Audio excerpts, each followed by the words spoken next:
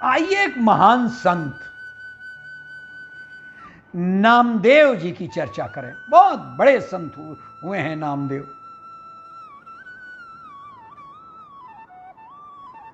नामदेव जी ने विट्ठल की मूर्ति के सामने, भगवान विट्ठल भगवान कृष्ण के सामने एक बार दूध का कटोरा रखा।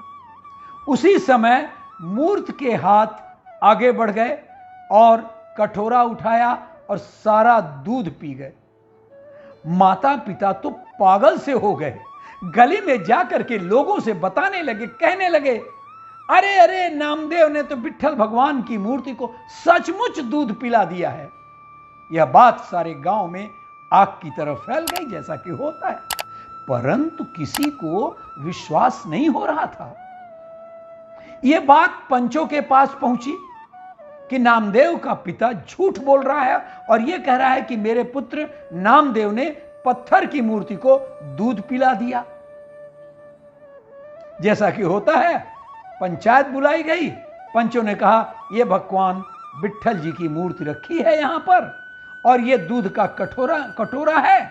हमारे सामने नामदेव दूध पिलाएं तो मानेंगे हम लोग, अन्यथा आपको परिवार सहित गांव छोड़ करके इस झूठ के प्रचार के लिए और उसे महान संत साबित करने के लिए जो आपने झूठ रचा है, उसके लिए आपको बाहर खदेड़ दिया जाएगा। उसी समय कटोरा विट्ठल जी ने हाथों में पकड़ा और मूर्ति सब दूध पी गई। पंचायत के व्यक्ति तथा दर्शक हैरान रह गए और इस प्रकार नामदेव जी की पूर्व जन्म की भक्ति की शक्ति से परमेश्वर ने चमत्कार किया। संत नामदेव जी का जन्म सन 1270 में छीपा जाति में गांव पुंडरपुर, जिला सतारा, महाराष्ट्र में हुआ। स्थानीय गुरुओं के विरोध के कारण नामदेव जी महाराष्ट्र त्याग कर हरिद्वार चले गए। भक्त नामदेव जी के माता पिताजी विट्ठल यानी श्री विष्णु जी के परम भक्त। एक समय संत नामदेव जी के माता पिता भगवान विट्ठल की पत्थर की मूर्ति की पूजा करते थे। घर पर एक अलमारी में मूर्ति रखी हुई थी। प्रतिदिन मूर्ति को वो दूध का भोग लगाते और एक कटोरे में दूध गर्म करके मीठा पिलाकर पीने योग्य ठंडा करके कुछ देर मूर्ति के सामने रख देते थे। बाद में वो पर्दा कर देते थे। कुछ देर पश्चात उस दूध को उठाकर बाकी जो शेष दूध रहता था उसमें डालकर वो प्रसाद बनाकर सब लोग पीते थे। उस समय नामदेव जी केवल 12 वर्ष के थे। एक दिन माता पिता को किसी कार्यवश दूर अन्य गांव जाना पड़ा। अपने पुत्र नामदेव से कहा कि बेटा, हम एक सप्ताह के लिए अन्य गांव में जाना है, आप घर पर रहना, घर की देखभाल करना और सुनो, पहले विट्ठल जी को दूध का भोग लगाना, फिर बाद में खुद भोजन करना। ऐसा नहीं किया तो भगवान विट्ठल नाराज हो जाएंगे और अपने को श्राप दे देंगे, अपना अहित हो जाएगा। यह बात माता पिता ने नामदेव से जोर देकर और पाप की बात कह करके वो चले गए और ये कई बार बोला, तब जाकर के यात्रा पर प्रस्थान किया। बालक तो था नामदेव, उन्होंने सुबह उठकर स्नान करके स्वच्छ वस्त्र पहन कर दूध का कटोरा भर करके भगवान की मूर्ति के सामने रख दिया और दूध पीने की प्रार्थना की, परंतु मूर्ति ने दूध नहीं पिया।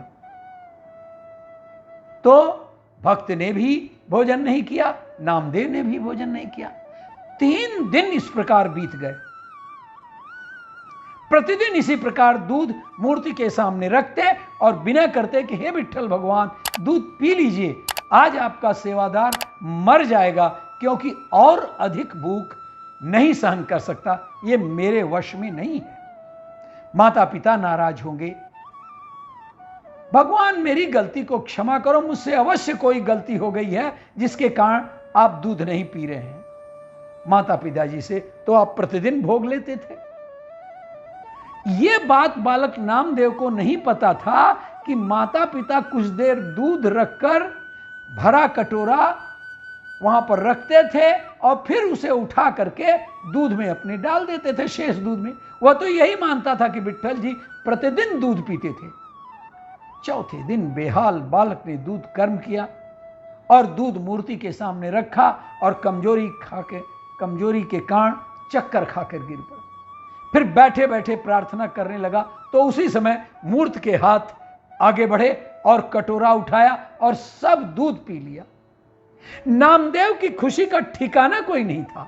फिर स्वयं भी खाना खाया, दूध पिया। फिर तो प्रतिदिन विट्ठल भगवान जी दूध पीने लगे।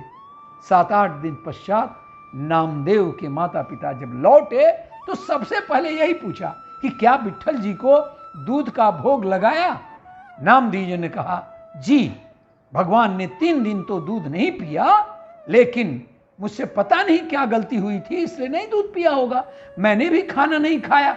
चौथे दिन भगवान ने मेरी गलती क्षमा की और तब सुबह सब दूध पी गए, तब मैंने भी खाना खाया, दूध पिया। माता पिता को लगा कि ये झूठ बोल रहा है, इसलिए कह रहा है कि चौथे दिन दूध पिया। मूर्ति कैसे दूध पी सकती है? माता पिता हैरान हो गए और कहा, सच सच बताओ बेटा, नहीं तो तुझे पाप लगेगा। विट्ठल भगवान जी ने वास्तव में दूध पिया है। नामदेव जी ने कहा, वास्तव में सत्य कह रहा हूं। पिताजी ने कहा, कल सुबह हमारे सामने दूध पिलाना। और यही उसने प्रदर्शन किया था जो उनके गांव वाले पंचायत के लोगों ने उसे झूठ माना था। बाद में उन सब के सामने संत नामदेव ने दूध पिलाया था और तब से और बाद में भी संत नामदेव एक बहुत बड़े संत हुए। सब लोग उन्हें जानते हैं। हमारे शास्त्रों में, हमारे साहित्य में भक्त नामदेव जी की चर्चा खूब है।